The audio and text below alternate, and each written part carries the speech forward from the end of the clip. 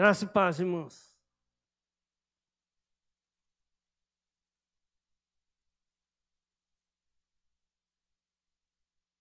Abre suas Bíblias. Na carta de Paulo aos Efésios, capítulo 3, versos 14 a 21. Efésios 3, 14 a 21.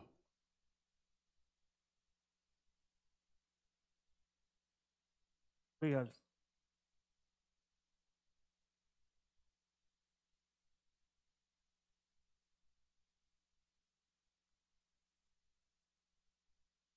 Carta de Paulo aos Efésios,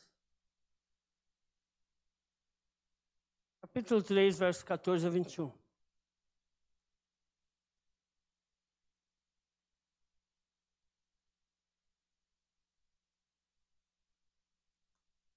Vamos ver uma das mais excepcionais orações realizadas por Paulo. Amém? E assim, quando penso em tudo isso, caio de joelhos e oro ao Pai, o Criador de todas as coisas, nos céus e na terra. Peço que, da riqueza de sua glória, Ele os fortaleça com poder interior por meio de seu Espírito. Então Cristo habitará em seu coração, à medida que vocês confiarem nele. Suas raízes se aprofundarão em amor e os manterão fortes. Também peço que, como convém a todo o povo santo, vocês possam compreender a largura, o comprimento, a altura e a profundidade do amor de Cristo. Que vocês experimentem esse amor, ainda que seja grande demais para ser inteiramente compreendido. Então vocês serão preenchidos com toda a plenitude de vida e poder que vem de Deus. Toda a glória seja a Deus por seu grandioso poder que atua em nós, é capaz de realizar infinitamente mais do que poderíamos pedir ou imaginar. A Ele seja glória na Igreja e em Cristo Jesus, por todas as gerações, para todos sempre. Amém. Senhor Deus, nesse momento me coloco diante de Ti, para não falar de mim, não falar dos meus feitos, nada, Senhor. Mas somente que a Sua glória possa ser manifestada e que essa palavra possa entrar em nossos corações e possamos praticar em nome de Jesus. Amém. Passos de um crescimento espiritual.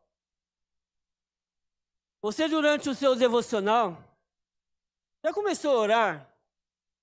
Terminou cantando louvores? Você repetir. Em seu devocional, em seu momento em que você está ali orando, lendo a palavra, depois orando. Nesse devocional você começa orando e termina cantando louvores. Você já teve a oportunidade de... Já teve aí alguma situação nesse sentido? Pois bem, isso não tem nada de errado, de forma alguma. Mas essa coisa tem diminuído o nosso tempo de oração. Essa sistemática tem reduzido o tempo de buscarmos a Deus em oração. Isso porque a oração, ela faz parte de uma vida de crescimento espiritual. Isso vem ocorrendo principalmente na Igreja do Brasil. Por quê? Pelo fato de utilizarmos momentos de louvor e adoração espontâneo. Não só no meio do culto, mas também e principalmente durante a nossa vida devocional. Eu quero aqui contemplar algo que Paulo fez em oração. Essa oração, Paulo fez enquanto estava preso. Olha que situação. Estava prestes a ser executado. É o que hoje nós chamamos do quê? Corredor da morte. Ele estava lá no corredor da morte. E é considerada essa uma das mais sublimes e a de maior alcance entre as orações realizadas pelos apóstolos. Por quê? Porque, apesar de ter sido escrita para a igreja de Éfeso, ela abrange uma necessidade de toda a igreja em todos os tempos. Ela é para mim, ela é para você. Sim, para você mesmo, essa oração. E, de certa forma, ela demonstra que nós devemos pular um passo, ou seja, a gente tem que parar de querer conhecer mais a Deus e buscar ser o que Deus quer nas nossas vidas. Devemos parar de somente buscar o que Deus tem para nós, as bênçãos que Deus tem, e passar a ser o que Ele quer que nós sejamos. E Ele ora, nos indicando o que é necessário para o nosso crescimento espiritual. São passos, são degraus, e nós vamos subindo para chegar ao ponto em que Cristo quer nas nossas vidas. São degraus que não podem ser pulados.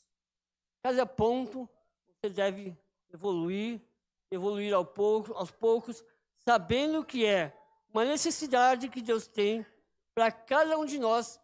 E não achar que porque um irmão está num ponto, você tem que pular direto para lá. Não. Eu costumo falar muito isso. Cada um tem a sua maratona para correr. Cada um no seu ritmo. E é justamente isso. Nós possamos buscar cada um desses passos. E o primeiro dele é fortalecer-se no poder do Espírito. Você ler o versículo 16 aí, se você já não fechou.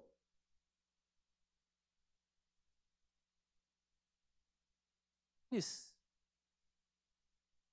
Você vê o versículo 16?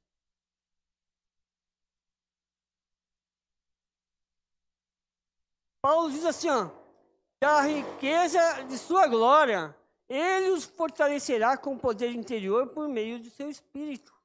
Ou seja, Paulo está pedindo que haja uma mudança na circunstância em relação a si mesmo. Ele não está pedindo para ele mesmo. Ele não está pedindo algo benéfico para ele. Ele está pedindo um poder. Ele ora pedindo poder. E a preocupação de Paulo não é que as coisas materiais para que os irmãos de Éfeso. Não eram coisas materiais que ele pedia.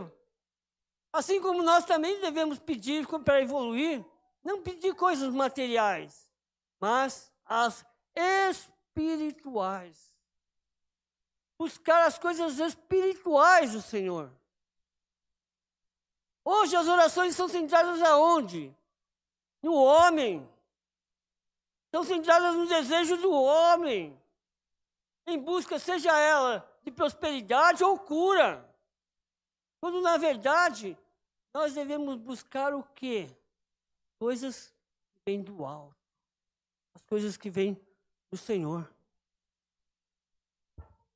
E essa oração de Paulo, ela não é algo apenas espiritual, mas ele é específico. Paulo não viaja em suas orações.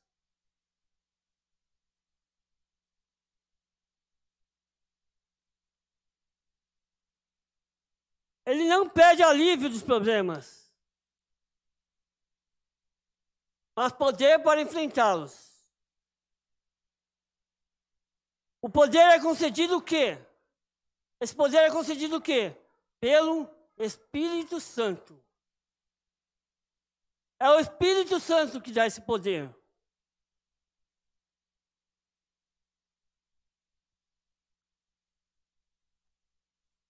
A presença do Espírito na vida, ela é a evidência da salvação.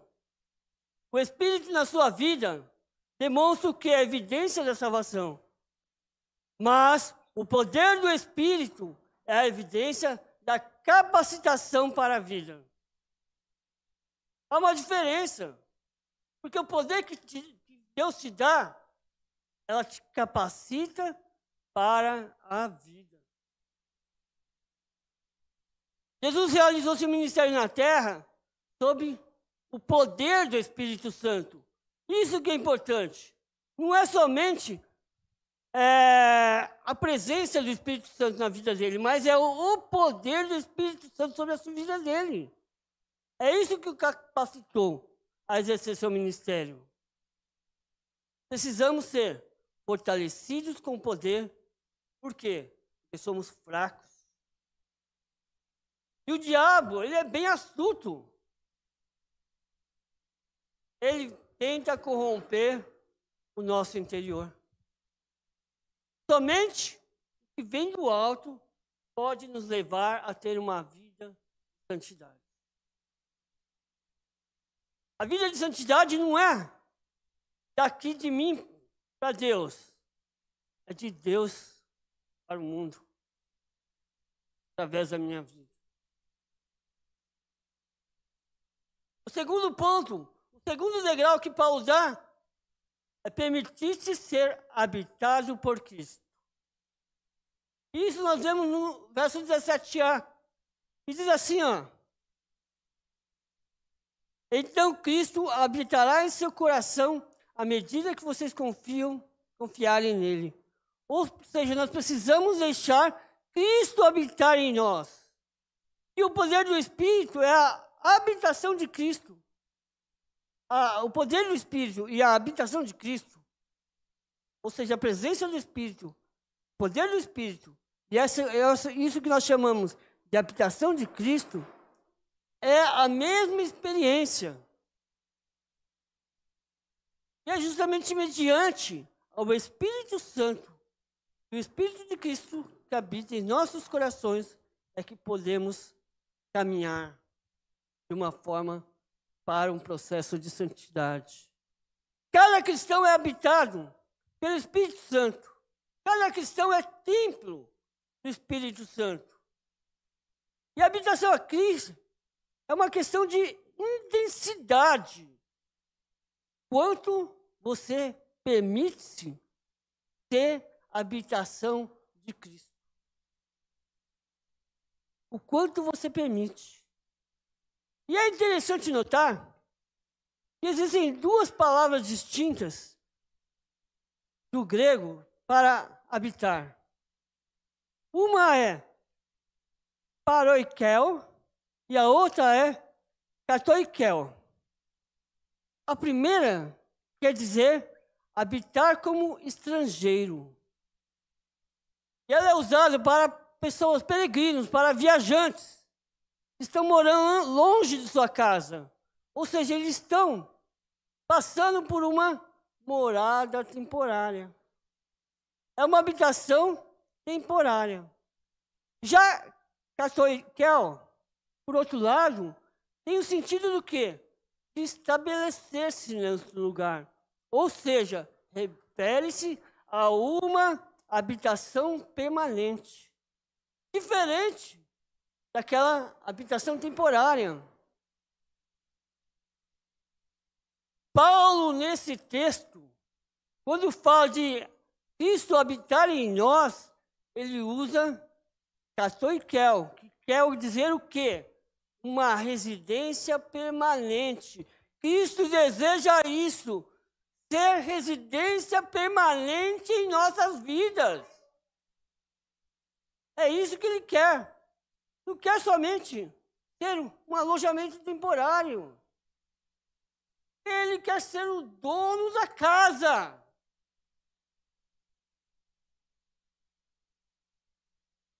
Isso depende de mim, depende de cada um de nós.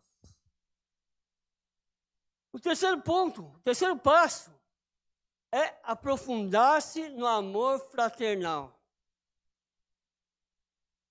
E a continuação do verso 17, aí na parte B, Paulo diz: suas raízes se aprofundarão em amor e as manterão fortes. Para quê? Para que Paulo pede poder do Espírito e a plena sabedoria de Cristo em nós? Para que isso?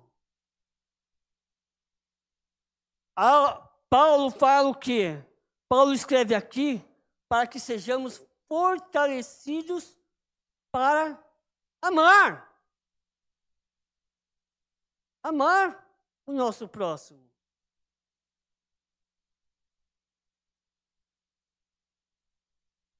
Nessa comunidade de fé em que vivemos, no mundo de hoje, há uma necessidade grande de amarmos o próximo. E o que Cristo está planejando para nós? O amor é a maior das virtudes. Tudo acabará, tudo passará, menos o amor. Então precisamos do poder do Espírito, da habitação de Cristo, para amarmos uns aos outros. Veja que nós dependemos dos passos anteriores, veja que nós dependemos dos degraus que nós já passamos quando chegamos nesse. Por quê? Porque precisamos realmente, todo o coração, amarmos cada um de nós. E Paulo usa duas metáforas para ressaltar a profundidade do amor. Uma procede da botânica e a outra da arquitetura. Ambos enfatizam a profundidade em contraste com a superficialidade. É necessário ser profundo. Devemos estar tão firmes como uma árvore e tão sólidos como um edifício. O amor deve ser o solo em que a vida deve ser plantada. O amor deve ser o fundamento em que a vida deve ser edificada. Toda a base deve ser o amor. Uma árvore precisa das suas raízes profundas no solo para se sustentar em pé, para buscar alimento aonde for necessário, para ter estabilidade. Assim também o crente, precisamos estar enraizados no amor de Cristo. A parte mais importante no edifício, o que deve ser? Fundação. A parte mais importante é o que está oculto, é o que está debaixo do solo. É o mais importante. E o edifício não tem como crescer se não estiver firmado no fundamento, realmente. Tem que estar solidificado embaixo para poder subir, para poder crescer com segurança. E as lutas, as tempestades da vida é que o demonstram, é o que provam se as nossas raízes, se as nossas edificações estão realmente profundas, estão realmente ali enraizadas em Cristo. E logo depois disso, lá o quarto ponto nos leva a compreender o amor de Cristo. Você lê comigo lá no verso 18, 19a, vai ler assim, ó. Também peço que, como convém a todo o povo santo, vocês possam compreender a largura, o comprimento, a altura e a profundidade do amor de Cristo. Que vocês experimentem esse amor, ainda que seja grande demais para ser inteiramente compreendido. É interessante esse texto. É muito interessante, por quê? Porque o apóstolo mostra que o amor que nós devemos ter para com nossos irmãos é o mesmo amor de Cristo por nós. E precisamos da força, do poder de tudo que nós passamos nos outros andares, nos outros passos, para poder chegar aqui. A ideia central desse pedido demanda o quê? Duas ideias. Olha que importante isso. Você precisa compreender o amor de Cristo e conhecer o amor de Cristo. Compreender e conhecer. O primeiro nos leva a ter uma compreensão intelectual. É você realmente entender do intelecto, utilizar-se do intelecto. Representa o que é apossar-se de algo, tornando-se sua propriedade, ou seja, apossar-se de um conhecimento. Já o conhecer refere-se a uma experiência alcançada, a uma experiência com Cristo, a uma experiência do amor de Cristo. Nosso desejo, o meu desejo, é que nós tenhamos um conhecimento do amor de Cristo e uma profunda experiência deste amor. Quando chegarmos a esse passo. Paulo aqui ora para que possamos compreender o amor de Cristo em sua plena dimensão.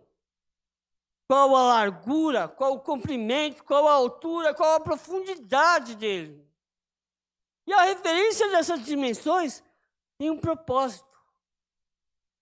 Para entender que o amor de Cristo é imensurável.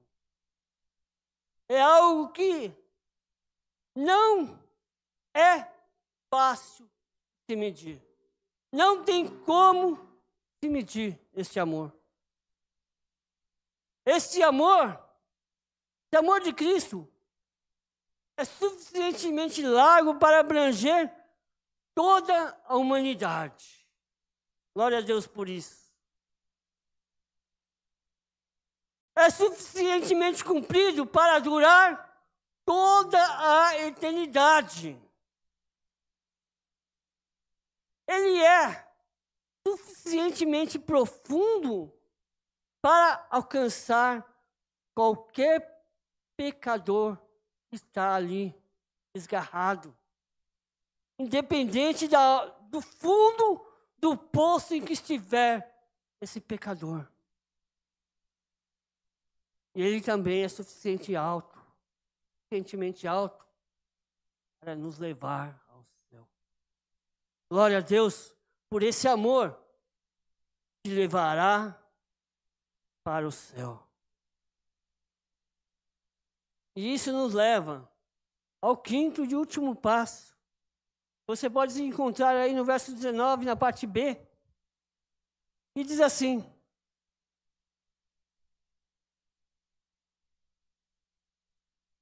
então vocês serão preenchidos com toda a plenitude de vida e poder que vem de Deus.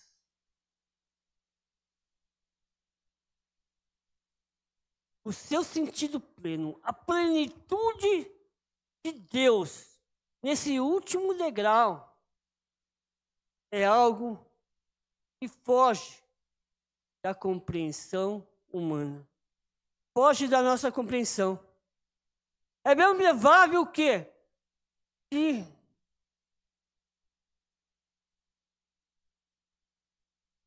a igreja de Éfeso nem conseguisse entender qual seria a plenitude, o que seria esse último passo, esse último nível espiritual. Ser cheio da plenitude do Filho, do Pai e do Espírito Santo. O pedido de Paulo aqui é o mesmo que eu faço nessa noite. E sejamos tomados de toda a plenitude de Deus. Esteja presente em cada uma das suas células, em cada um dos seus órgãos, em cada uma da sua parte, do seu fio de cabelo, cada um dos seus membros, em todas as áreas da sua vida. A plenitude de Cristo se faça presente. Tudo deve exalar a presença e o domínio de Deus na sua vida. Devemos ser cheios não somente dessa plenitude, mas devemos buscar o quê? Ser santo como Ele é santo. Devemos buscar ser perfeitos como Ele é perfeito. Devemos, nesse último passo, ficar cheios até o limite. Ser cheios dessa plenitude. De tudo que podemos receber. De tudo que podemos confiar. Esse nível tem que ser o nosso desejo. É você olhar de lá de baixo do degrau, olhar lá em cima e ver, eu quero chegar nesse ponto. Eu quero chegar ali, alcançar o propósito eterno de Deus. E quando chegarmos ali, nesse ponto, quando chegamos nesse degrau, podemos estar certos. E cada passo que tomamos, a Bíblia diz aqui,